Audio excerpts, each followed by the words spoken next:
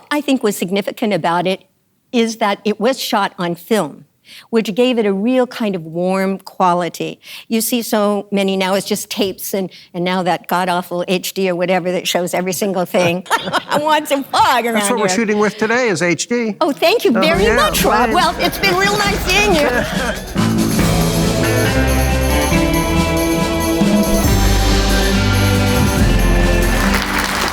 Hi, I'm Rob Ward. Welcome to another wonderful edition, I hope, of A Word on Westerns. And you hear a little person laughing in the background here, and it's because Kathy Garver is our guest. You know her from Family Affair, but you don't know about her Westerns, and we are going to find out about them right now. Yes, we are. Welcome, Kathy. Thank you, Rob. Thanks for having me. I'm glad you're here. Nice to see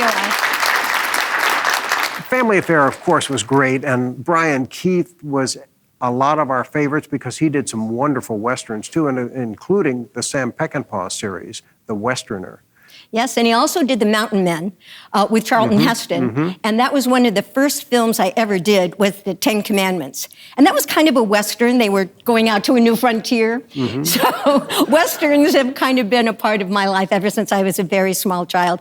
I was really a baby. This was not the silent version of Ten Commandments, by the way. This was the 1999 version. Brian Keith, too, you had worked with him in his early series that is almost forgotten, The Crusader. That's right. Yeah. I played a little waif girl. That was one of, again, one of the first shows that I have done. And it was an interesting series. At that time, there was no protection for children. There were protection for animals, but not children. And I came in with a horse blanket, so I guess it was kind of a Western, on as an abused child and as a waif. And that was the whole kind of the tenor of the series, and Brian Keith came in as the Crusader, and in this particular story, helped get some laws for kids. Don't abuse your kids. Before that, you had done a Western, a Northwestern, Sergeant Preston of the YUKON.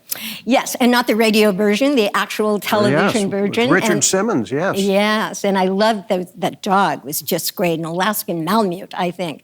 But he was really something. I love dogs. Anyway. Where was that shot? They never went north of the border of California. No, I think it was Iverson Ranch. Is where we shot it. Was there snow? Well, we made snow outside, but it was like, you know, that downy stuff that you put in your clothes. Was that bothersome? Did it stick on your clothes, or? No, not really. No, a little bit, you know. And it was like when you wash your clothes, I don't know if you do, and you have the dryer. Now they have the little pads that you put in, but these are the snowflake ones. Well, with that series, too, you were born in Los Angeles, weren't you? I was. So was your family in the business, or how were you first cast? No, my dad was an architect. My mom was a nurse. She was a nurse until she met her husband, my father, and then she wasn't anymore. And they were in Oklahoma. We moved out here during the Dust Bowl. They did. I was born in LA, and I was the youngest of 4 children. So at that time, Shirley Temple was right before me, and she was very popular. So I was the youngest child. My mother had some time, and she says, well, I have, of course, the most talented child in Hollywood. Didn't every mother think that? And she put my hair in little ringlets. So I went to the Meglin Studios, and that was where Shirley Temple was discovered. And Ethel Meglin was absolutely a wonderful, wonderful teacher. So I learned how to tap dance. I learned how to sing. I was on the Shrine Auditorium at 3 years old, you know, where they did Aida with big elephants, and here's this little tiny 3-year-old tap dancing and doing her thing. And so I started learning. When I then actually got into the business, my mother would always kind of put down these other little kids. She'd call them backyard kids because they hadn't had any training. They hadn't gone to Meglin Studios. But well, all that singing and dancing, did that come in handy later for you? it did. And at the time, I really didn't do so many musicals until I was an adult. But the first movie I did was The Night of the Hunter, which is really a spooky movie. Here is all the passion and suspense, the heart-pounding warmth of the best-selling novel that gripped millions. Whoa, wake up, come on. And was Robert Mitchum and Shelley Winters and Lillian Gish. And Charles Lawton directing that. What was he like with kids interacting with the He children? was great. As it turned out, sadly, this was his first but last movie that he ever directed because he got such bad reviews. Because this movie was so ahead of its time as German expressionism and kinds of really haunting music and interesting cinematography where it was very kind of dark, but if they were looking at a certain person, then that would be the only person illuminated.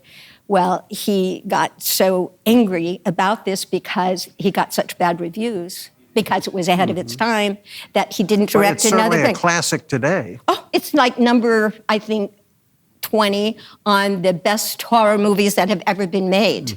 I remember I was at BYU doing a speech for their theater class and talking about Night of the Hunter and about a tale about how he would write H-A-T-E and L-O-V-E. Robert Mitchum, he was this crazed preacher, and how they would fight against each other, and hate would come, and love would come, and love won all. Unfortunately, I had told my son about this movie, and I said, "You want to see this movie?" when he was 12. And then I went off to do something. I said, "How did you like that movie?" He said, "It was really wonderful, Mom. Look, L-O-V-E, H-A-T-E. I said, "Oh, great." What kind of mother am I? But Charles Lawton was great with the kids. He was a wonderful director. And back to BYU, I said, "How many have you ever seen Night of the Hunter?" Every hand went up because they were teaching this as a film, that this is the way that you create wonderful cinema. The early years of the 50s of not just the Sergeant Preston, but the Sheriff of Cochise and Jim Bowie, you were able to do these popular shows at the time. Was it just fast because TV, they were shooting these episodes in 3 days back then? They continued to do that. You know, they shot things in 3 days, way up with the sitcoms and everything. Well, it was interesting, and thank you, Ethel Megalyn, but it also, she taught how you could do all kinds of different things. So Sheriff of Cochise, I played an Indian because I have high cheekbones, I had brown eyes, and at that time, I had very dark hair that has been adjusted throughout the years. And then for Jim Bowie, I played a little French girl, Simone de Laurence. My sister was this incredible linguist that could, you know, speak 9 languages and graduated UCLA at 19, this phenom. But anyway, she taught me how to speak French. So I went from from an Indian to a French girl to a little girl that could ride horses, which I did. And I just thought it was play. It was play. And Fury was one of the ones with horses, and Ken Osmond, Eddie Haskell was in that episode with you, too. Yes, I enjoyed doing Fury because I really like horses a lot. And my agent, Hazel McMillan, who is the mother of Gloria McMillan, that was in Armis Brooks, radio to TV. She was my agent. It got me Family Affair and many other things. But we used to go down to Palm Springs and ride the horses in the Wadi, and that was really fun. And I went to the Griffith Park, where we're very close to now. I mistakenly told them when I was young, just, "Oh, and what's your experience with horses?" Well, I had ridden horses in Mexico. I always got this horse called El Diablo. Okay, and we'd go along the beach. So I said, "Oh, I can really ride horses." So I got on this big white horse, and I said, "Okay." And it just ran off with me, and it did not want this little fly on its back. And we came, and it stomped on my toe. So I didn't ride a lot of horses. Then I did Big Valley. And I rode horses then and shot my gun and went around in the mud. And that was really fun. About 2 years ago, I went on an audition. This was during COVID. And they wanted a spokesperson for their theme park, which was called Silverwood. And so now, I live in an equestrian, started out as an equestrian center in Bell Canyon here in LA. So I'm around horses a lot. I did this audition in my house through a little Zoom self-tape. I didn't have a horse in my house, and they wanted someone who could ride a horse. I hadn't ridden one in 15 years. So I found a nice little ottoman and I pretended to get on my horse and ride. Well, wouldn't you know, 2 months later, I get this job. I'm going to be the spokesperson for Silverwood, Silver Wanda. And I said, oh, this is great. And I said, I don't really have to ride a horse, do I? I said, well, yes. I said, yes. And so I said, okay, I'll do that. You always say you can do anything. Hang glide, come out of a parachute. Yeah, I can do that. So I said, I'm going to have to catch up on this. Haven't ridden a horse in 15 years. So I dialed down to the equestrian center and I said, I need some lessons really quickly. And they said, well, okay, what kind of riding? I said, well, Western. I said, oh, we only teach dressage. Well, hoity-toity. And she says, but there is a place in Agora Hills, Silver Lining, and they have a ranch, and you can take some lessons, which I did immediately. Mm-hmm. And then I thought, okay, it's showtime. Got up to Silverwood, Silver Wanda, and here comes this horse. It was a beautiful horse, a cinnamon-colored horse. The horse had never been in front of the camera. So this was a virgin horse, and I thought, oh my gosh. So this horse is going to know I'm a little nervous, seeing that this is a new horse.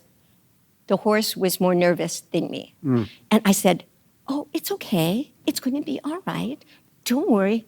I became the horse whisperer. And I tell you, we got along great, and I rode out into the distance of Silverwood. So that's my story about my current horse riding. Well, that's a good horse story. And as a child actress... Yes. Thank you. Hey, she stayed on this time, though, right? Yeah, I did. I didn't fall off. My feet are okay. So. As you were working in these network shows with other child actors who were leads in those shows, like Kurt Russell in Travels of Jamie McPHEETERS, and Darby Hinton and Daniel Boone, did you run into them at any other locations? No, Kurt Russell, I would certainly have liked to have, when he grew up from being a 12-year-old, when we did Travel of Jamie McPHEETERS. I was a little older than he was at the time. I was at UCLA already, but I played a 12-year-old. I could do that because I'm like 5'1". But I didn't see them, and I saw Darby, and Darby and I now are really good friends. I see him at the autograph shows, and it's so interesting when you are working and you're just with a particular cast, and you don't see them a lot outside of, and especially like doing a series, you're there from 6 to 6 and there's your family. So these autograph conventions have really been fun. And you catch up with the people that Stan and Barry Livingston and Darby. I haven't seen Kurt Russell at an autograph convention yet, but hey, there's always hope. You never know. And you did a couple of Death Valley days and one with June Lockhart. That's right. Yeah. And that particular episode got me the job in many ways on Family Affair, because there I was again. I was an 18-year-old playing a 12-year-old. I was already at UCLA, and but I went out on the interview, and I played Isadora Duncan, who is the great dancer. Here, Miss Lockhart and I still became very good friends. I won't forget her. One time we were doing a talk show, and she looked over me and she said, "You're pregnant, aren't you?" I said, "Nobody knows this." And I was 3 months pregnant. I guess maybe I was having a little pooch, but it's that kind of energy. Sometimes you could tell that there's something about someone. So she outed me. Well, you said it helped get the part on Family Affair. How so? They had already cast the whole show. They had Brian and Sebastian Cabot and the twins, Anissa Jones and Johnny Whitaker, but they still needed the teenager. And they had cast someone, but she went to Europe and gained some weight with the wonderful pastries and stuff over there. But they needed some material to look at. How does she look on film? And I had just completed that. And so they took that and says, well, if she can play a 12-year-old, she can play a 15-year-old. I was 20 at the time. So I kind of came in and got that part at the very end. So that worked out. Well, Brian Keith, as we talked about, was just a marvelous actor. And he came from a show business family, too. His father, Robert Keith. So did you do that on film, or was that with an audience or a laugh track? No, that was a laugh track, and that was one camera. But what I think was significant about it is that it was shot on film. which gave it a real kind of warm quality. You see so many now, it's just tapes, and now that god-awful HD or whatever that shows every single thing that is so clear. That's what we're clear. shooting in I don't today. want clear. I want some fog around That's what we're here. shooting with today is HD. Oh, thank you very yeah, much, Rob. right. Well, it's been real nice seeing you. No? Okay, so it was, the film was very nice, and I think that added to it. It was one camera. The last year, then they instituted 2 more cameras, which made it go quickly. But it was a very strange way of shooting. And this was called the Fedderson method. Don Fedderson was our producer, and he had done My 3 Sons, which lasted for a long time. And this was at the time, like in the 60s, where movie stars did not do television, that little black box, please, don't even ask. They asked Glenn Ford to be Uncle Bill. No way. And Brian had just done A Parent Trap and showed his comedic side and his familial side, besides being this macho man. He was very dear. He loved kids. He had a very sensitive nature, and he was terrific. So they said, okay, this is what we're going to do. And this is the same thing that they did for My 3 Sons, Fred McMurray. You come and do our series, and you only have to work for 2.5 months, and then you can go do your movies. But what really sold it was you'll get a piece of the financial pie. And especially for Fred, he liked that a lot, just given his nature. But that sold it, because actors didn't usually get a piece. Now, the actor will be the producer and they'll get a piece of the financing. So when you're doing the series then, and Brian Keith's only there for a couple months, and you're doing scenes that he was in, shot earlier, and he's not there, who would stand in for him? He had a very good stand-in, and then a lot of time, I was the horse person in the show because Brian, would be gone. The kids were, could only work from, 8 hours, and 3 of those hours were spent in school. Sebastian had some physical problems, so who's left? Oh, strong Kathy will be there from 6 to 6. You will take her close up at the very end of the day, and the assistant director will play Buffy. The assistant director, who is this guy, John Gaglioso, with a cigar. Hey, Cissy, let's go to the park. Oh, yes, that would be wonderful, Buffy. Let's go. Come on, Cissy. So it was an interesting way, to use one's imagination, I would say. Well, that's a great show that still holds up, and I think it's nice, as you mentioned, that it was shot on film because they're restoring all of the films from the 30s. And all of this stuff that's shot on videotape, you look at it and it just doesn't have the depth, the texture that we like to see on film shows. And so Family Affair is beautiful. Now, that's all out on DVD too, isn't it? I feel very good about the fact that I was able to help get it onto DVD and got all the actors paid.